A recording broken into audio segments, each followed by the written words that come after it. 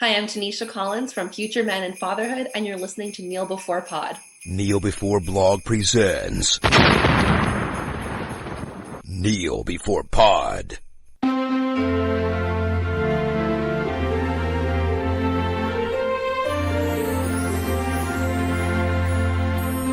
Hello and welcome to the 2024 Kneel Before Pod Christmas Special. I'm your host Craig and we are here to bring you another festive delight. We have reformed the Kneel Before Pod Writers Room to bring you another future Christmas classic. This year we're a little bit down in numbers, but hopefully with only two of us we can come up with a Christmas hit to delight audiences. Joining me to create the next best Christmas film is Isaac. Hello. Hello, Merry Christmas to all. Hope everyone's doing okay. Merry Christmas, yes. Merry Christmas, yes. So we're going to try our best. I know we're not usually the full house gang that is on Christmas, but I was going to say it means less tangents and distractions, but that's not necessarily true. Yes, it may mean even more tangents and distractions. But we'll try our best. So I tasked you with coming up with the premise to develop this year so that it just isn't me doing it every year. So what have you got for us? What are we going to be brainstorming? We are going to focus on the topic of Secret Santa. So the aim is it's a thriller/horror. It is set in an office Christmas party under the premise of Secret Santa is the working title of the Christmas movie. The central premise is a standard office Christmas party that we have all dreaded and been to. Everyone gets the Secret Santa. They've had a name in a hat or a bag that they've picked out. That office person is their target for the evening, and there can only be one person left at the end of the party who will win the coveted office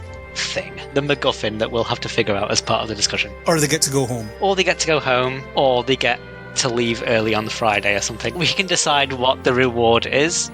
Okay, so it sounds like from what you're saying we're going to do a bit of a comedic horror slant. It's not going to be serious, it's going to be more funny than serious. More funny, still jolly. The only really rules are that they're in a standard office building, so they don't have any gadgets or anything like that. They just have to use what is immediately available in just a normal office: computers, mouse, office supplies, etc. And our best to do is try and whip up a interesting story enough for either Netflix or Amazon to buy. Or Apple. Well, yeah, Apple do Christmas stuff now. No one will ever watch them, and they'll spend a load of money on them, and they'll cast the best actors. So maybe we pitch it in Apple's direction, because we'll get more money that way. Okay, we'll pitch it in Apple's direction, because, as I say, the other two are already overloaded with Christmas stuff. And what we'll do as well, just while there's a little bit of thinking time, I'm going to use up a little bit of rare podcast speciality. Usually we talk about Doctor Who, sometimes we talk about, say, Captain Marvel or Superman. I'm adding in a less frequent one, Netflix style or Hallmark style Christmas movies. So what I'll do just while we think,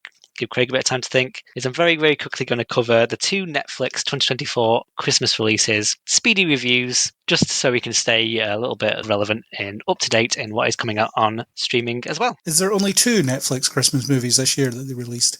There is three, but I've only seen two of them. One of them looks so dull that I keep forgetting about it. It's the most generic looking thing. So I think even for me, that's a bit too paint by numbers.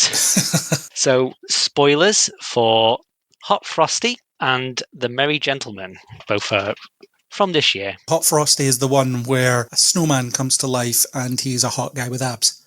Yes, Hot Snowman comes to life to become a hotter. I'll say actually hotter. Well, yeah, physically. Actually, not even physically hotter, just a hotter man with abs with shenanigans ensue. Merry Gentleman is the Chad Michael Murray led, they have to save a little pub by doing a sort of Christmas Magic Mike situation. Yes, I did hear that Chad Michael Murray has his clothes off for most of the movie. For most of the movie, yeah. So that will appeal to some, I suppose. Well, it's PG clothes off, it's not full Magic Mike. So Netflix are all about abs this year, is what you're saying? It's all about abs, yeah. We'll start with this one. So Chad Michael Murray, again, CW is a big thing on the podcast, so a lot of people may have seen him in his various roles in, say, One Tree Hill, Dawson's Creek. And here, say it with me, everybody. A woman moves out of New York to go back to her small hometown for Christmas season, and something happens, etc. And then does she go back to thingy? Of course she doesn't. She stays in a small town. In this situation, she is a Roxette-style Christmas dancer in a very sad opening scene with a very meandering little dance routine that storms Broadway. But she has to return home for Christmas, and her family bar performance place is doing very poorly and will be turning into a Starbucks-style juice bar if it can't make £30,000 by Christmas Day. Pounds, as it said in the UK. Dollars, sorry, $30,000 by Christmas Day, which is about £27,000-ish, I guess. Fortunately, their hot handyman, Chad Michael Murray, is apparently fine with this woman he's just met timing him up for a male dancing, tops off, sexy dancing routine, as well as her sister's husband, who works in a diner, her taxi driver person who drove her to her parents' house, and another guy who just happens to be full of abs and in the pub. It looked better in the trailer. This was looking like the better of the two films. It's incredibly bad, just very, very dull as they kind of meander through. They do some dancing. There's not even really any conflict. They just have to see if they're going to make any money. They just do the same dance. It gets kind of fun if you like picking apart a movie while it's happening, because everyone's apparently pretty happy just watching the same dance show day after day. For like all of December in this small town, which is apparently full of people just thirsty for locals to do a bit of dancing. I'd say the main pillar is Chad Michael Murray. That's the only reason anyone would be watching this film. Just for him to be doing a bit of dancing. He's pretty good, but I'm not seeing One Tree Hill and stuff. I like Chad Michael Murray. He is good. Yeah, he's pretty good. Everyone else sort of suffers through the film. It's really dull, and it hasn't really gone down very well on the internet, where she's going to go back to work and Chad Michael Murray's character is like, you can't go back to work. How dare you? I think there was one where it's like, you can't have ambition. You have to get married sort of thing. It's always a woman with a good job in New York who has to go home, and it's kind of like, no, you have to give this all up for this guy you just met. And he really pushes hard on this. You have to live in this boring town where there's nothing to do. Yeah, well, there's nothing to do. But also, her job is a Christmas dance. It's a Christmas show. It's not like she's going to be doing it for her whole life. Just go do it until Christmas. So it's not really going anywhere. But ultimately, it is very disappointing. Maybe if you fancy Chad Michael Murray, just go onto YouTube, watch a couple of the dances. There's plenty of them. There's a bit of a montage, different dances, different routines, but you're not missing anything by giving this one a miss. It's quite dull. Is it set in the Netflix Christmas universe? Do they mention any other movies? It is set in the Netflix, which I didn't realize was a thing, but it is set in the Netflix Christmas universe, as is Hot Frosty. They both reference the Princess Switch. The Princess Switch has visited this small town bar, and they do mention her in the news. Oh, there's a whole situation happening in Princess Landia. I can't remember what the actual place of the fictional town is called, or the fictional country. Moldova, maybe? Something like that. Something like that. We'll say Princess Landia for now. But the second option, Hot Frosty, which we briefly discussed. One of my favourites, the 2019 The Night Before Christmas, where a knight goes forward in time to meet Vanessa Hudgens. It's very good, and this kind of leans into that woman goes back to a small town, but it adds in a little bit of magical, which I think is a bit more fun than just she meets a guy. I remember when I discussed the trailer on one of the news pods that I commented that it looks basically exactly like The Night Before Christmas, but replace 13th Century Night with Hot Snowman. Hot Snowman, yeah. So there's a snowman competition, and someone's made the hottest snowman in town. She gets a scarf from a thrift store, which I think has some sort of love imbued into it. Okay. She puts it on the snowman. He comes to life. He's trying to win over the town, but is made of snow, which comes up as the main threat of the story. He can only survive in an extreme cold. Essentially, he's Mr. Freeze. He's hot Mr. Freeze. He wants to be helpful. He wants to help at the diner, but he can't go near the oven. He wants to visit the world because he watches stuff about Hawaii, and she doesn't want to break his heart that he is a snowman. It's a mix of Mr. Freeze and the song from Frozen where the snowman really looking forward to summer. One of the things that does elevate it as well is the team of Joe Latrudio and Craig Robinson, who are famous for Brooklyn Nine-Nine. Yeah, I was going to say, they seem to be above those sorts of films, don't they? They're having a lot of fun. Craig Robinson especially is having fun as a Law and Order style detective who has a drawer full of sunglasses. So you can open the drawer, put the sunglasses on, say the thing, and take the sunglasses off. I think he's great. I loved him in the US Office as well. Yeah, and Joe Latrugo is just playing his character from Brooklyn Nine-Nine to the point where Craig Robinson is great, but say if they got like Terry Crews or Jake Peralta or someone like that. Andy Samberg. They could have just been like, oh, these police officers, Boyle and Thingy, are in town. He's just playing Boyle. He's just a lovable, very naive officer. But you get the fun of the festive movie, plus some actual laugh-out-loud moments with those two. as the hard-nosed and the lovable police detective who are trying to work out when the snowman arrives. He breaks into a thrift store to get some clothes because he's running naked through the streets. So there's public indecency and some slight crime. The police officer has absolutely nothing to do in town, so he's treating this like it's the biggest crime of the century, and he's like, we'll turn everything over to find out who stole this overalls from this thrift store that everyone's like, happy about. It's the crime of the century in these parts. Essentially, yeah, nothing ever happens in this town, so it's like, oh, finally there's a crime. There hasn't been a crime all year, and for the first time there is a crime to do, so they're throwing the whole budget at it, and they're doing all of their work on it. It's really fun. Yeah, I do recommend this one a lot. Hot Frosty is very good. And that's Lacey Chabert in the main role, isn't it? Yes, fans of Mean Girls, they'll enjoy a slight reference. It's in the trailer. Yeah, I went to high school with her, or she looks like someone I went to high school with, something like that. Yeah, so there's a bit of that. Everyone's having fun in this. It's just really charming and nice. Plus, it has got that fun B-plot as well. So definitely Hot Frosty is my pick to what to watch. The Christmas series, obviously, Wallace and Gromit, Vengeance Most Foul is not yet out, and will definitely beat it. But currently, Hot Frosty is Film of the Year.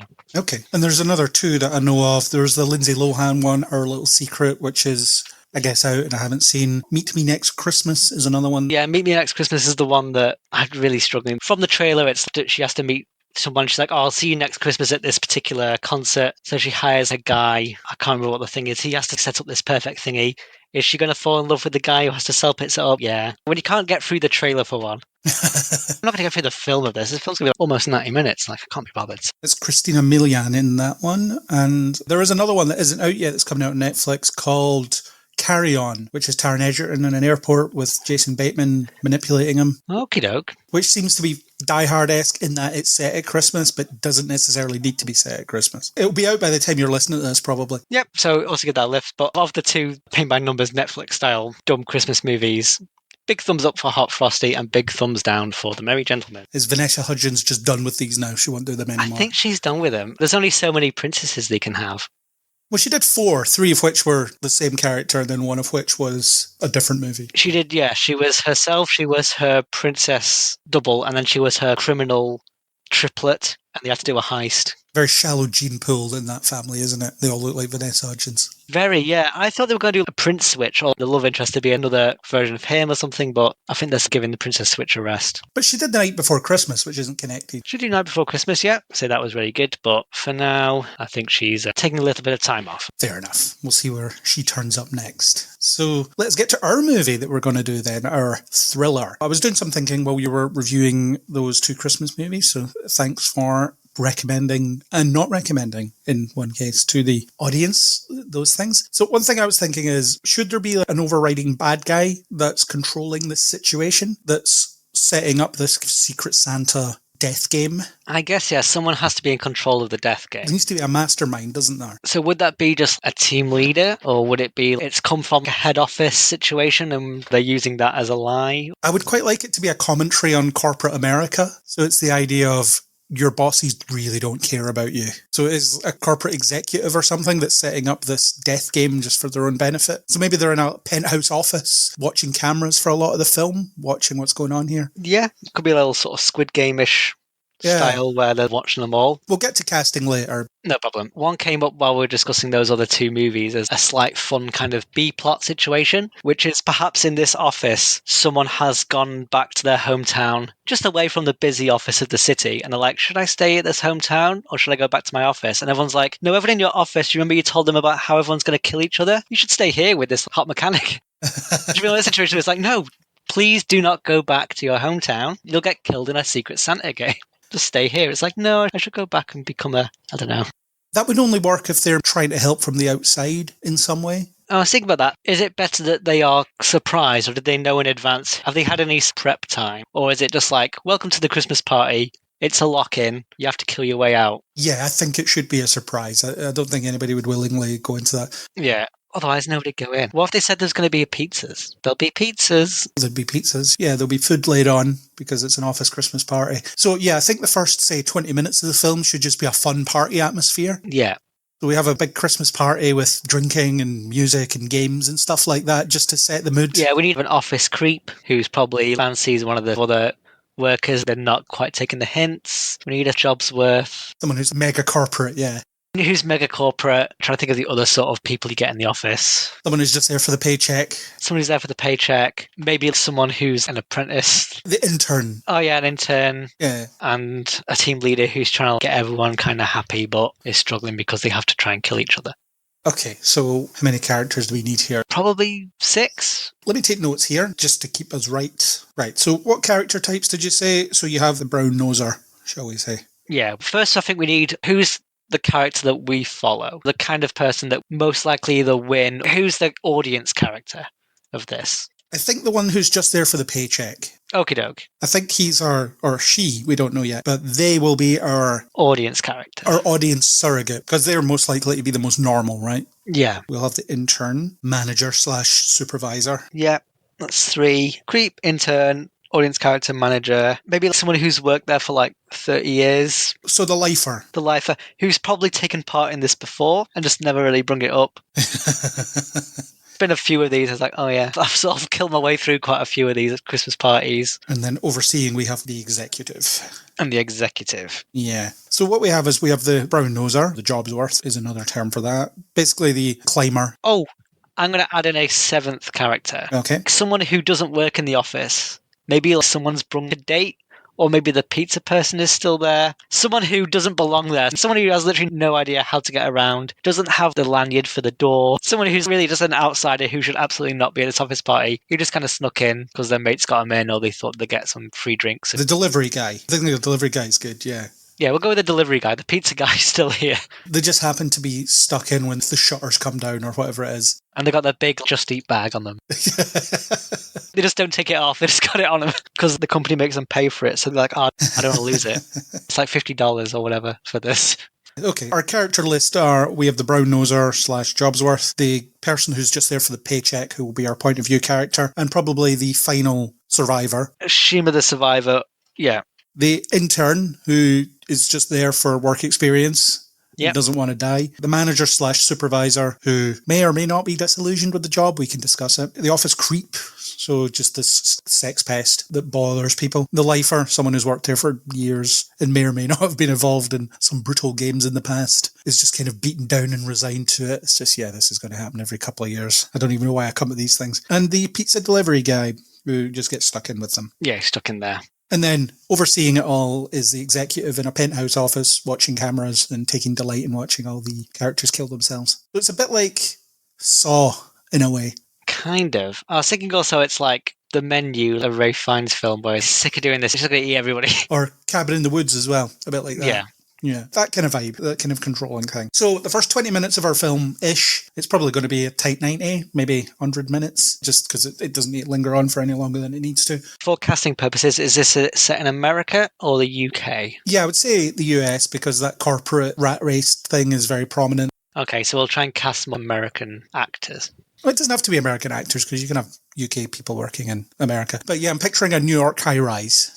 Okie doke, yeah. They're on one of the upper floors of a New York high-rise, having their little office Christmas do. Yep. So first 20 minutes are a big party atmosphere. Everyone's having a good time, playing music, playing games, dancing, the things you do at Christmas. Everyone's in Christmassy outfits. Some people may have a garish Christmas jumper on. Some people are dressed nicely. Some people might be wearing some tinsel or a hat, that kind of stuff. That's a good start. Good start. And then at some point, I guess a voice comes over the tannoy, comes over the comm system. Yeah.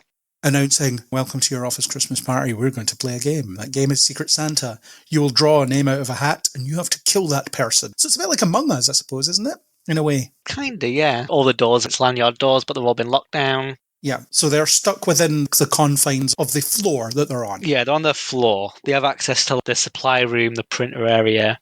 Toilets.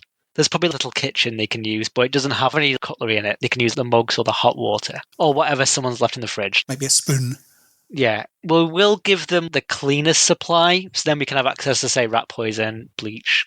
If anyone wants to, say, poison the pizza, then they have access to that as well. I think we should have an unlock system. So it starts off as nothing, and then over the course of the evening, it unlocks a little bit. I don't know if that's a Five Nights at Freddy's style thing, where it's like, okay, now you have access to the office supplies, so people can get scissors or stuff, or staplers. But initially, it's just you got the Christmas decorations and your computers and whatever's in the rest area that they're in. There'll be things like they'll be trying to escape through the vents or climb through the ceiling of the bathroom and all that stuff. Try to force open the elevator doors. Yeah, they get half an hour to go hide. They have to give them a bit of time. They can't just be like, okay, go now, because then otherwise maybe somebody would start strangling someone or something. That's like, no, half an hour, you're on the floor, get yourself prepared.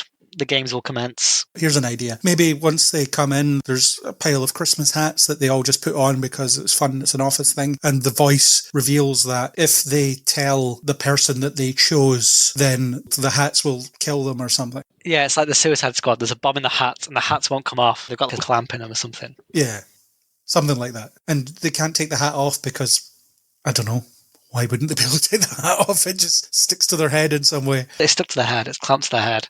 Or if you try to take the hat off, it will explode. There we go. Yeah. So maybe we have an extra character that just proves that. Yeah, they could blow up someone. Just some random. It doesn't really have to be a specific character type. It's just someone that's there to prove that the hats are lethal. Just someone there, yeah. Someone's like, screw this. This must be a joke. They take the hat off, their head explodes. Yeah. That could work. And perhaps to set some kind of a time limit, the booze has been laced with poison and they have like 2 hours to live or something. The survivor gets to drink the antidote. Yeah, it's in the pizza. If everyone's had some pizza. Or if they've supplied wine or something. Yeah, I was going to say, because it could also be lactose intolerant or vegan people who won't eat the pizza. But yeah, if it's some wine or some fizzy pop, any sort of drink they've had. Basically, all the snacks and drinks are infused with this poison. So no one's avoided it. Yeah. And they have like 2 hours to live. They got 2 hours. They got until midnight. It's like 9 p.m. At midnight, if any more than someone's win, all the hats go off. So you got a bomb on your head in the hat. Midnight, they all go off. So you got to get killing. And that's your time limit. So we're going to need character interactions to happen. So how do we do that when everyone's drawn a name that they have to kill? Because we'll need to have some form of alliances in order to have people actually talking to each other to extend the plot a little bit. Maybe they break up into factions in some way. How do they break up into factions? It's done in an awkward sort of way by the team leader. No, that doesn't really work because they don't know if they're putting people with their target. I think initially, as the audience, we only know who our character has got. So who does our character pick? Well, I'm just thinking of the numbers. So we need an even number of characters in order to make this work. So we need an 8th person. Is that another person? Well, suppose we have the 8th person, the person that blows up. Do we need someone that the main character is their office buddy? Or maybe there's a bit of an office romance going on, so will they have to either get killed by their buddy or kill them or something? Yeah, so maybe we have a second normal person then. Yeah. And yeah, there could be a bit of a will they, won't they office romance thing going on. But it's also will they, won't they have to kill each other? So that means we have 9 people because we have the one that's there to just be killed, which is convenient because it makes it for an even number of people. You talked about the lifer being perhaps involved in this before. Maybe it's not revealed initially, but someone does turn up dead and it turns out the lifer did it because they've done this before and they want to go home. Okay, this is going to be kind of a reveal later on in the film, but the lifer's strapped a shotgun under their table. Last Christmas, like New Year's Day, I'm going to put a shotgun there. So next year, got a shotgun. It's just had it there for a year.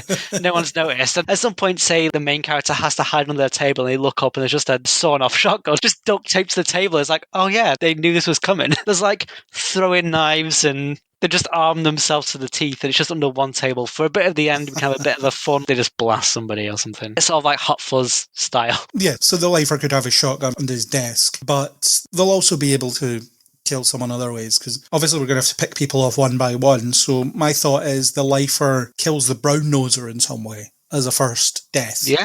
And it's a mystery as to who did it because it's not clear. Yeah. For ease, shall we give people some names? I think we'd probably be better off just referring to them by their character types. Okay, so the lifer. So the lifer can kill the brown noser and they can do it in some kind of subtle way that's not immediately known. Like an allergic reaction or something. Yeah, or just a plastic wrap they put around printer paper or something like that, strangles them with it, suffocates them in a plastic bag of some sort. So rules, I guess, I'll like stay on. Standard sort of office. Maybe the lifer's got one of those tinsels around the neck and the lifer just gets a tinsel as a garrot. At some point sneaks the lifer out, just strangles them with their own tinsel. That seems Christmas themed. I'm just trying to work out how the characters will continue to interact with each other when they know that one of them has drawn their name. If each department's got their own game going on, maybe at some point our main character and their friend manage to get into the fire exit and they meet 2 or 3 other people from back office and they're like, oh yeah, our team's doing that as well. It's wild. We're hiding out here. So from another floor. Yeah, and well, we know that we're not going to kill each other because we're not in the same Secret Santa groups. We can work together a bit, see if we can find another way out just to get out of it. And then the executive does something about that, because that's not supposed to happen. Yeah, they have to get found out. Yeah. Basically, the theme of this is the idea that if you work for some kind of big company, you are completely replaceable. They could literally kill you and replace you by next week. And maybe that's a point the lifer could make, is the turnover is massive. No one ever even notices. Yeah. It was even on the LinkedIn. No one's read it. It's in there. It's like, by the way, at Christmas there's this. Christmas, there's a Hunger Games type scenario. There's a Hunger Games at Christmas, yeah. One of the perks of applying for the job, Christmas Hunger Games. Everyone's like, that sounds fun. Whatever, I'll apply. I'm not expecting it to be real. I think one rule should be initially someone's head explodes just to show the hats are real. And then someone's like, oh, that was my guy. Do I have to keep playing? It's like, oh, yeah, you can have the pizza guy. You got to kill the pizza guy now. Oh, that's not a secret, but just for the purpose of you've picked their name, we've blown them up just as an example. It's like, oh, I don't have a guy. Can I go? No. Okay, so we probably need a 10th character then, because it would have to be an even amount of people, and then it was unexpected that the person would take the hat off and die. Yeah, they're not exactly a character, just another office body that panics immediately. Yeah, they're maybe there for the 20-minute fun and games portion of the movie, and then they die pretty instantly once the executive is like, ha ha ha, here we go. So that leaves 9 people, so there's an imbalance, and it's like, well, I just drew the guy that died. What happens to me? Yeah, it's like, well, the pizza guy's still here. Should we have someone draw their own name? Because that's a funny thing in Secret Santa, isn't it? You get your own name, but then it's a bit of a paradox in the rules. Well, maybe that would be the reveal at the end with the survivor. I got my own name. I was going to say, I think the intern should, because they don't understand the rules. The person is like, oh, I got me. Who am I supposed to kill? What do you mean? You haven't told anyone? Yeah, I've just been hiding. No one's trying to kill me because I know I'm me. No, I think the final bit is, or the final reveal at the end is, either our main characters picked their friend / office romance, or the office romance has picked them as their Secret Santa. So as a last minute, are you going to kill this person to get out of here, or are you going to figure it out? The will they, won't they becomes will they, won't they kill each other. Yeah, maybe their mate has them, and the whole time they've been trying to hang it together as a gang, but their friend's been trying to off them. There've been distractions or stuff going on that they haven't found the ability to do so. I am still stuck on the whole, how are they going to continue to interact when they feel like any of them might be tasked with killing them? I suppose it works in The Thing and stuff, where they have to work together while worrying about the fact that they might be betrayed at any moment. Yeah. So it's the idea of maybe they pledge to stay together so that nobody kills each other. And then little by little, people end up dead. Why don't we just do Secret Santa, but the Thing, an office party? Is it too late to change our whole idea and be like, it's a remake of The Thing, but it's set at an office Christmas party, and it's a Secret Santa because we don't know which one of the people is the Thing? The only things we've got to stop the Thing is pizza and office supplies. Maybe next year. I feel like we're too deep in. That's Secret Santa 2. Secret Santa 2, The Thing. This time it's The Thing.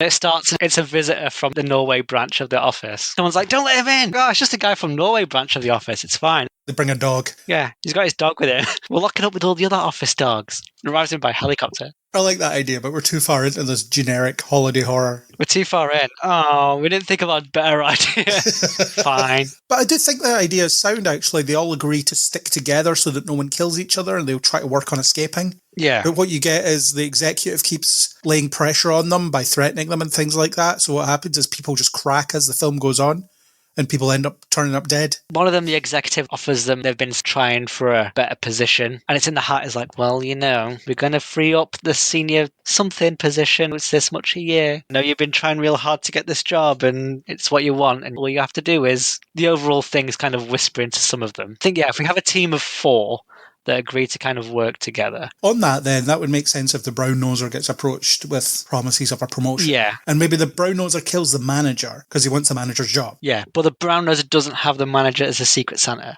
Yes. They just see an opportunity. It's like, look, I can kill this manager. Oh, I thought I had him. No, you didn't have him. Okay, yeah, the main character was the target of the brown noser, but the brown noser has seen a better opportunity just to kill the team manager, which is what they want. And the main character, they're just there for a paycheck. They don't really feel like they fit in too much. And even at the Secret Santa, they haven't been picked by anyone because they've been kind of forgotten. So the brown noser could be tempted by the executive to participate in the game in exchange for promotion. Even though they didn't get the manager, they decide to kill the manager, so that leaves that job open. And maybe after they've done it, the executive's like, that wasn't who you had. I'm not happy with you. And the lifer ends up killing the brown noser anyway, because the lifer has the brown noser and they want to survive and get into next year. Yeah, the lifer has purposely not really made friends because they know that the rotation is people move from offices so fast. Why even bother? Chat about the footy, but we don't do anything else. Does the creep join their team, but just because they're a bit of a creep and they don't want him? It's like, can we lose this creep? We can't really tell him to just go out by himself. We got to like, yeah, stick together. But this guy's a bit unpleasant. And they're trying to get into. Can you check the coast is clear? Can you check in that room? Can you go get that dangerous thing from by the window or whatever? They're trying to goad that person out into hopefully getting dispatched by whoever their target is, just because they're like, we don't like him. It's really unpleasant. Maybe the office creep gets our lead paycheck person, as in selects them in Secret Santa, and tries to kill them, while also coming onto them weirdly because they're a creep. Either like, I'll try and seduce them. Yeah, and then they're accidentally killed. As in, the paycheck character moves out of the way or something and they fall into the printer or whatever and get electrocuted, something like that. Yeah, I think the creep's killed by their own trap because they've stopped paying attention. Yeah, but technically the paycheck person is the one that does it. But it doesn't count because they fell into their own trap. Yeah, they haven't really done their kill. It's a mix of they've moved a wet floor sign and they've put a noose or something. It's a slip and a stab or something. Yeah. I think the intern should kill the lifer, and they're committed to the game because they're only here for work experience and don't want to die in this stupid job. Oh, and they've been on TikTok the whole time. Outside of the office, it's like this office, everybody's just killing each other. It's gone viral. It's like, your boy Thingy, I'm hiding in the office. This is crazy. I didn't know I was going to get to kill anybody. I think office environments and how to kill people, I'm casting my mind back to if you've ever played Hitman, any of the Hitman games. I'm aware of them, yeah. There's a classic exposed wires and water coolers and stuff. People could kind of figure out how to rig up a couple of traps, office-wise traps. Someone could be drowned in the water cooler. Water cooler drowning. Something to do with the printer. I'm picturing actually slamming someone's head down in the copier and then it just keeps printing images of their head getting squished. Oh, like Kingpin style, they're just smashing it. Yeah. Each time it's hitting the button and it's like beep and sending it through.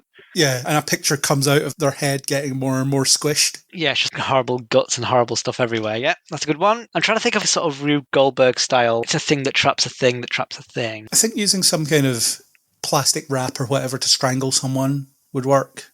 Or suffocate someone. Yeah, you know, that prank where you put it at head height in a door, real tight so they walk into it. Some sort of office supply cupboard Iron Maiden. Someone's opened up all the biros or pencils and sharpened them real sharp and just jammed them into the door and closes it Iron Maiden style on someone.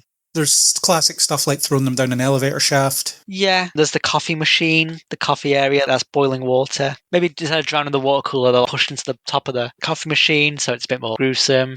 Something about bleach, if they have the supply covered. Yeah, we got bleach, we got rat poison or chemicals, there's wine, and there's pizzas and stuff.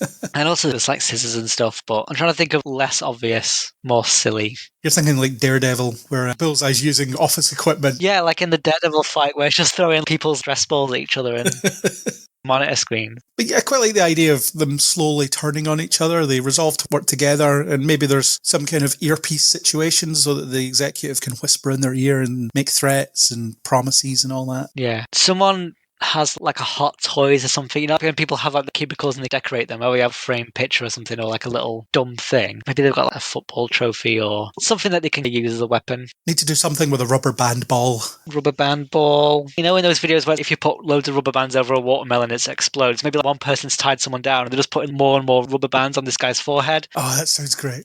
And it just pops. There's like a box of 100 rubber bands, just putting more and more on, and this guy's head slowly, the pressure's going on, and then their skull blows up inwards. We just have to ignore the fact that they could easily just take their hats off and they would die instantly. No, that's not fun. Maybe it's not a hat, maybe it's some kind of a necklace or a bracelet or something. It's easy to go with the pizza was poison. Well, no, someone needs to die to prove that it's lethal, so it would have to be some kind of Christmas thing that they all get to wear, some kind of a bracelet or a... I don't know. Maybe there was just a chip in the pizza. You had nanomachines in it, and they can blow them up. Yeah, well, somehow placed micro explosives inside you, and all I have to do is press this button and you die. Yeah. That would work. How's they keeping score? They're keeping score by the fact that they find bodies and things like that. And they're slowly whittling down who has who. I kind of think we need a sort of Zoom-style call going on the screen, and it's got like the timer on it, so we can keep an eye on how long they have left. Like that Days of Future Past cover where it's all their faces and they've got like the red X's on them.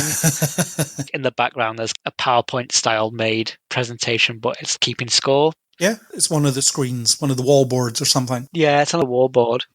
It's on one of those big TVs. So again, it's like the Hunger Games, isn't it? Whenever someone dies, it flags up. Yeah. In terms of kills, I'm thinking the delivery guy should do something to kill the intern, because again, he doesn't work here, he wants out. Yeah, killed live on stream. We see it like the stream, so we just see all the comments flying up. OMG, hashtag. And then there's like their angry reacts and stuff. And they're just doing like, oh, it's your boy, update. Oh my god, everything's going crazy, you guys. And then the delivery guy, I don't know how they kill him. Maybe they jam the phone down them. You know, like people kill people jamming stuff down people's mouths, like newspapers or whatever. And they just like, yeah, use the phone and try and choke them out or strangle them. I feel like the delivery guy should accidentally kill himself. Yeah, he doesn't know the lift's broken or something, and that's how he falls down the shaft because the lift's not in. He manages to jam it open. The lift just isn't there. It's just for maintenance. He just falls down. Yeah, or he starts to climb down the elevator shaft and the lift just comes down and crushes him or something. Yeah, he's got like his big delivery bag caught, and he can't untangle his giant square delivery bag, and the lift comes down, and he just gets squeezed along the side of it. Yeah, that could work, because he tries to escape after murdering the intern. Yeah. So that leaves our two mainish characters, our two people that are just in a job for the paycheck. They didn't necessarily get each other, but they're left alive, and maybe the executive's putting pressure on them to kill each other,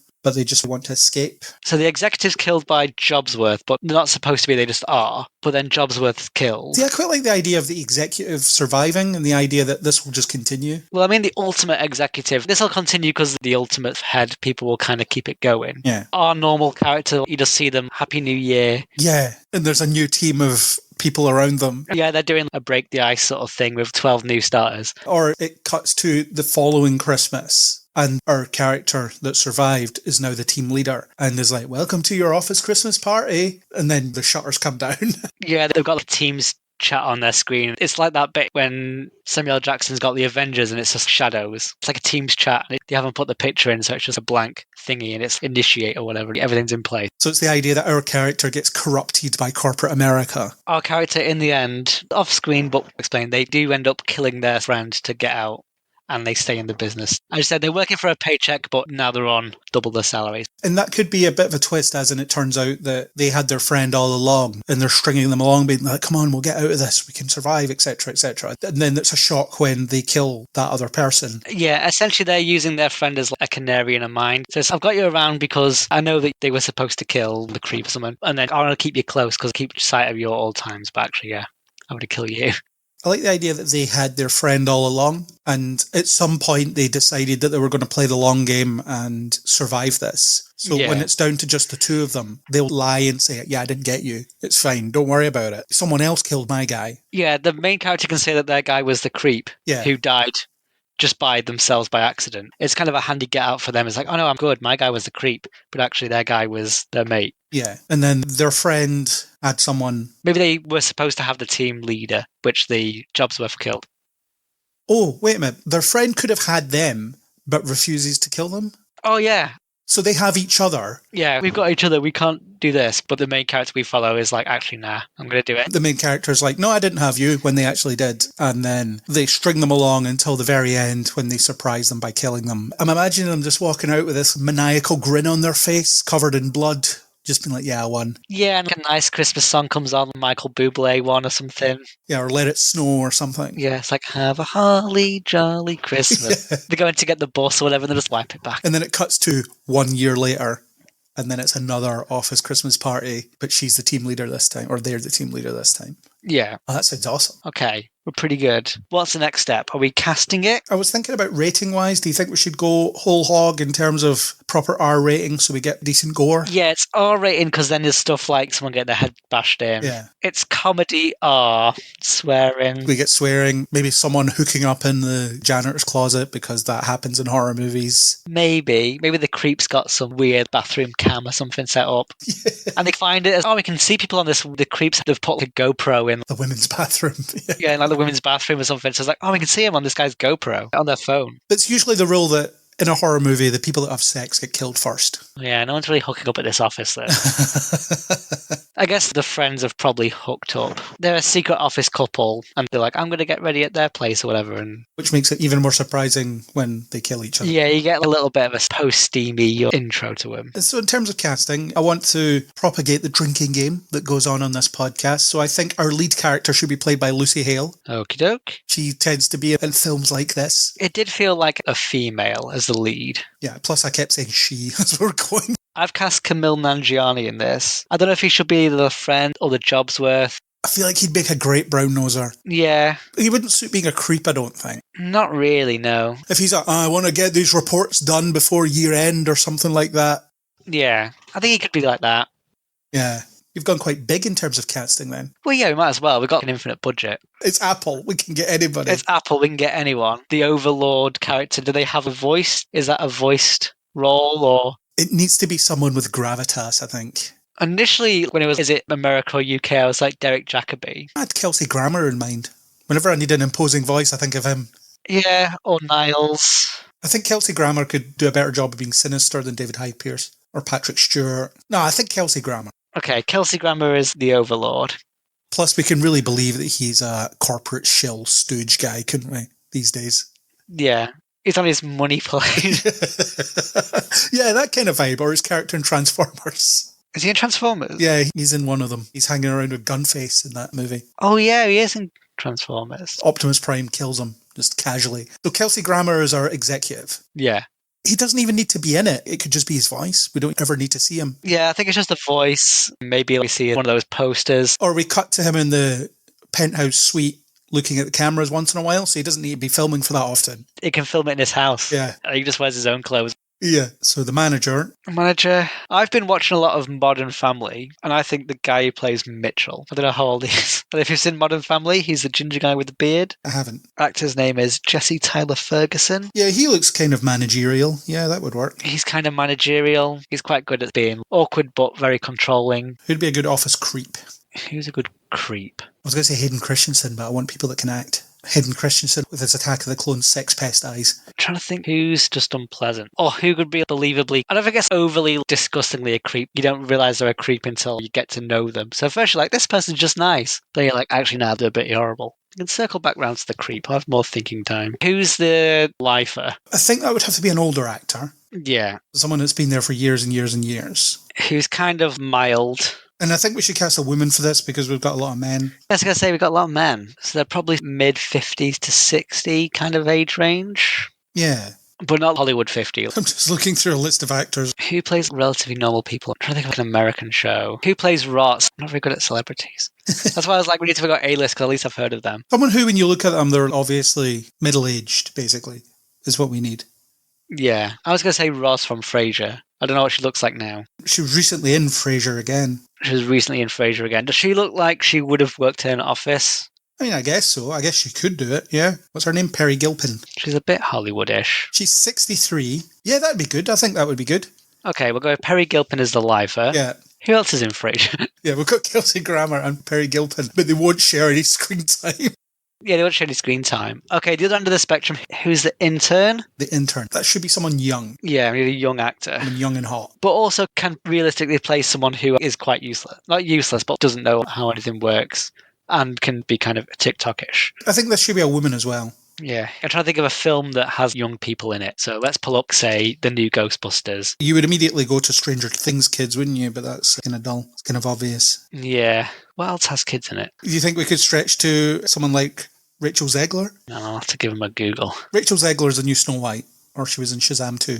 Okie doke. How about Ms. Marvel? Iman Vellani. Yeah. Could you really believe her as being an opportunistic killer? All of them, it's an extreme situation. I can see her as someone who's just in an office job for the first time and they're quite TikTok social. And because the problem is we're also going with A-list people, but also they keep to look like they're also regular. Nah, they don't have to look like regular people at all. You reckon Iman Vellani will give her a non-Marvel role? We can give her a first non-Marvel role. Try to look up who Rachel Zegler. Just because I've not seen Rachel Zegler. She was in the Hunger Games, so she has experience of being in things we have to kill people. Actually, we'll keep Rachel Zegler as the intern, but I want to get Iman Vellani in there somewhere. Well, maybe she could just be in quite a small role. She can be the cameo of the person whose head explodes. Yes. Yeah, that works. Okay, we'll blow Iman Vellani's head up. That'd be funny because she's kind of beloved, and the idea of her being killed pointlessly at the beginning of the film would be funny. I'm looking for young actors for the delivery guy. Yeah, I'm trying to think of people who look not too young, but people who are in their 30s. Immediately, I'm sort of thinking a young version of Mackenzie Crook. I don't know. I think we should just cast Paul Mescal as the delivery guy. Paul Mescal. The sky's the limit here, isn't it? It's Apple money. Again, I'm really bad with names. I'm going to Google. He's in the new Gladiator movie. Yeah, he looks like he could ride a bike.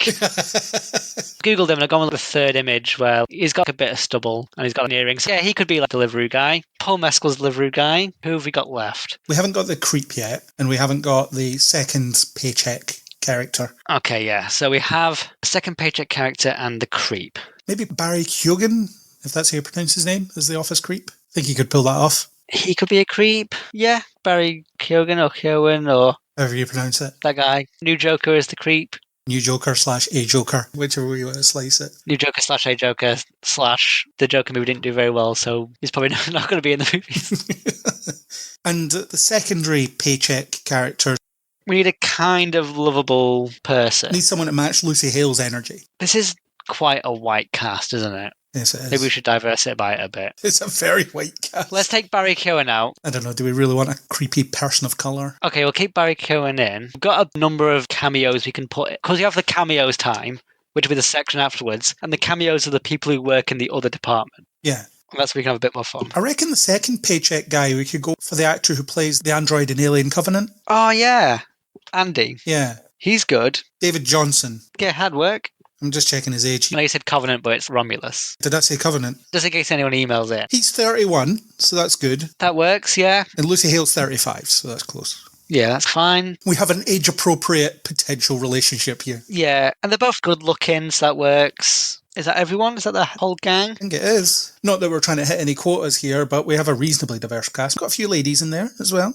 Yeah. It's not all just white men. It's not all just white men. You want to have a Shaun of the Dead situation where they bump into basically themselves. Yeah, themselves, but it's a different team. Yeah, we could do cameos up the wazoo for that, couldn't we? I don't know. Instead of Lucy Hale, you maybe have Kaylee Spaney because they occupy similar space, or Isabella Merced or Selena Gomez, people like that. To add a rule in, the cameos should be modern horror icons because it's a thriller horror. So, for example, instead of Lucy, what's the main character called again? Lucy Hale. Lucy Hale. So, who was the main character in? Was it called Happy Death Day? Oh, yeah. Jessica Roth? Jessica Roth, yeah. So her alternate could be Jessica Roth. Okay, yeah, that works. So we're going to aim for, they have to be modern horror people. And we won't have a one-to-one for everybody. It'll just be a couple of characters. Not a one-to-one. So we've got the main woman, they need their hot friend. Yeah.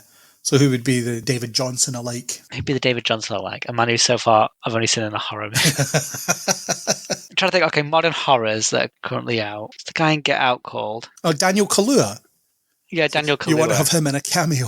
So having him as a cameo as the other friend. So who's in our team? So you also need to have the intern and the creep, is that right? Oh no, the delivery person and the creep.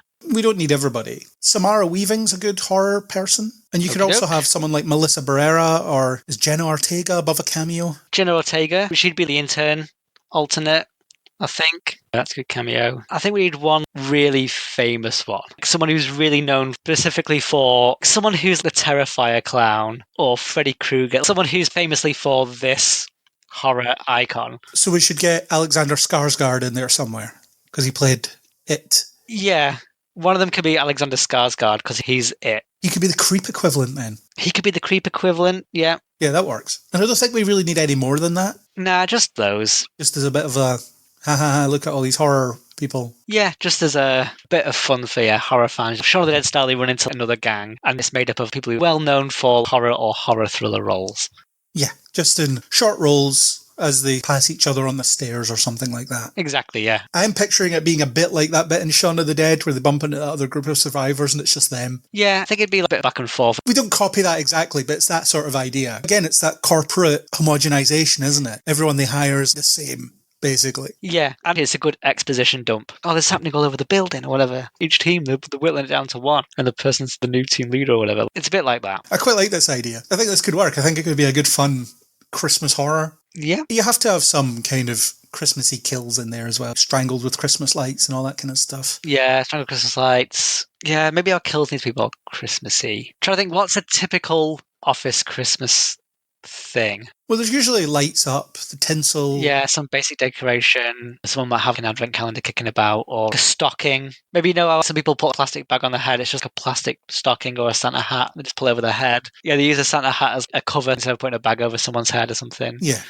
Because it doesn't have to be 100% realistic. It just has to be kind of funny. Yeah, that's the aim. I'm really pleased I finally cast Lucy Hale in something. I think she's amazing, so that's going to be fun. Plus, she's done movies like this before. Truth or Dare, for example. Similar-ish idea. Yeah. I'm trying to think what else we need to cover. So we've cast it, we've got the basic plot and some main scenes, we've got our cameos. Don't think we need to bother with directors or anything. No. We'll find someone who's really good at tongue-in-cheek horror. Yeah. Plenty of those. Apple will probably decide that anyway. So the rough plot summary is there's an office Christmas party and an executive comes over the comms, comes over the speakers and says that they've been enrolled in a deadly game of Secret Santa. They all have to draw names and whoever they get, they have to kill before the night is out until there's only one person left. And everyone thinks it's a good laugh. It's just a fun game. So they select the names and you have the one guy that refuses to do it to prove that it's serious and he explodes. And it's, no, this is deadly serious. If you don't play the game, you will die. They all pledge to stick together for a while so that they can try and figure a way out of this and keep an eye on each other so that they don't kill each other. And that just falls apart very quickly. They start splintering off. People start deciding that they want to play the game. So you have the office lifer that has done this before and doesn't want to die. They want to go home at the end of the night. So they're among the first to play the game. People get picked off one by one as the film progresses. They have some hilarious holiday-themed kills in there. At some point, they break into the stairwell, the fire escape or something, and they run into at least some of a group on another floor that are basically exactly the same as them. These 3 or 4 characters, they have counterparts on another floor, and they discuss what's going on and how terrifying it is. The film progresses. People die and die and die. Our lead character, played by Lucy Hale, is stringing along her love interest slash friend slash co-worker, played by David Johnson, by lying to him about the fact that she drew him. Initially, she didn't want to kill him, but she warms up to the idea, especially by the end of the film after she's had some offers of promotion and all that. Yeah, Fraser's been in her ear the whole time as well. Yeah, so she surprises David Johnson by killing him and being like, sorry, but I want those big bucks. Then she casually leaves with a smile on her face, covered in blood, as a jaunty Christmas song plays. Then it cuts to 1 year later, and she's a manager slash team leader about to start another sadistic Secret Santa game in the same office floor. And there's our movie. And that's our movie. I think that's pretty successful. I'd watch it. Lucy Hale's in it, so I'm watching it. Does she return for the Secret Santa 2 this time it's the thing, or is that different office? I guess we'll discuss that. It might be one of those situations where it has nothing to do with the first film. Yeah, it's like the initial Halloweens where it was just, this time it's a witch or whatever. Yeah, or plenty of those horror sequels that aren't really sequels. Who's the main guy from The Thing? Kurt Russell. Yeah, I think for fun and for legacy sequel-wise, it's a normal office, but also Kurt Russell plays essentially his same character, but he just works in an office, and it's just The Thing again. So as a bonus movie, we would come up with another Secret Santa concept where it's people trapped in an office Christmas party and one of them's The Thing. One of them's The Thing, and Kurt Russell's in it. I don't know where they would get a flamethrower in order to try and figure out who The Thing is. We just whip it together. They can rip out a USB cable or something like that so they can test the blood. That could work. Yeah, they can test the blood in coffee cup lids or something. Okay, so we have 2 movies, although we fully developed one of them. The other one with The Thing would be much the same idea, except one of them's The Thing. Yeah, one of them's The Thing. The Thing Christmas Party or something like that. So take that as a bonus. Take that as a bonus. It's easy to pitch a movie if you've got the sequel idea in development, because then that's how you build a franchise. We'll pitch it to the shareholders, yeah. Good stuff. Good workshopping. Oh yeah, I would watch this. That's another movie we would watch. I think as a bonus, we've lived together. We pick each other in Secret Santa. How are you killing me? How am I killing you? I think I would give you an ironic death and shove a load of Lego down your throat. I do have a lot of Lego. I would maybe take apart your Millennium Falcon and jam some of it down your throat until you choke and die. Oh, I got rid of that ages ago. Oh, well, you sold the Millennium Falcon. I changed it around. I made something better out of it. I smashed it up. But yeah, Lego would be a good way to go. It's easy to swallow and very dangerous. It would be easy for you to choke and die. And it would look like an accident as well. You know that I just push your big steelbook shelf on top of you. Under the steelbook, sort of like Principal Skinner under his collection of newspapers style. So it would be an ironic death for me as well. I would literally be crushed by my obsession. Yeah, exactly. We'd both be crushed by our financially crippling obsessions. Well, I have always said that one day there'll be an earthquake and I will get crushed by my steelbook collection. But I don't die immediately and the cat just eats me slowly over a period of days. Yeah, Spock's eat you. Once he realises that I can't get out to feed him, he turns on me. What a way to go. What a way to go. Brutal. Yeah, so that sounds good. But that's also how we'd kill each other. Okay, that works. I wasn't expecting that little bonus. So it's been a varied Christmas special this year. We have a couple of reviews of Netflix rom-coms and a brutal horror movie set at Christmas in an office and we have how Isaac and I would kill each other. That's ideal. That's what Christmas is all about. Are you looking forward to Christmas this year? Any big plans? Christmas is fun. Not sure yet. Probably go back to Blackpool for a couple of days, see my family and that. Just pretty standard Christmas, really. Wallace and Gromit, Doctor Who, doze off. I was reading that Doctor Who appears on Disney Plus on the 26th. So it looks like it will air during Christmas Day on BBC One. It's on Christmas Day on BBC One. I think it's either just before or just after Wallace and Gromit, and there's probably a movie or something. Or Called the Midwife, some one of those. But other than that, pretty standard Christmas. There will be Gavin and Stacey for people who like Gavin and Stacey. I never really watched it, but that's the big thing. Can we have James Corden killed in our movie? I suppose that means we would have to pay him. Maybe not. He'd have to be in it, wouldn't he? Sounds good as plans. How about yourself? I am invading Chrissy's family this year again. Ooh. They're taking pity on me having nowhere else to go. Well, that's not quite true, but they are taking pity on me and inviting me over to eat all their food. That's nice. So this year I have invaded someone's Thanksgiving and someone else's Christmas. Lovely. And then there's New Year's, I suppose. That's the last thing to invade. I'm not doing New Year. I hate New Year. Nah, kind of bothered. And then there's the Kneel Before blog Christmas meal, which you're not coming to. Not coming to, no. There is a theory that you and Andrew are the same person because we never seem to get you in the same year. That's one possibility. Also, it tends to be on my wife's birthday. Whichever of the two options is more likely. Either it just happens to be on my wife's birthday or I'm the same person as Andrew. I prefer to believe the same person as Andrew. Yeah, it makes our Batman review more fun. Was he on the Batman one? I think he was, because it's the only film he liked because it was sad. No, you were on the Clone Wars final season one with him. I've definitely done one with him. I'm sure it was the Clone Wars final season. May have been. Who did we Loki with? This isn't important. Probably Aaron. Probably. Yeah, on the Batman with Aaron. Yeah, Andrew was Clone Wars finale, specifically. Yes, there we go. That was our Christmas chat.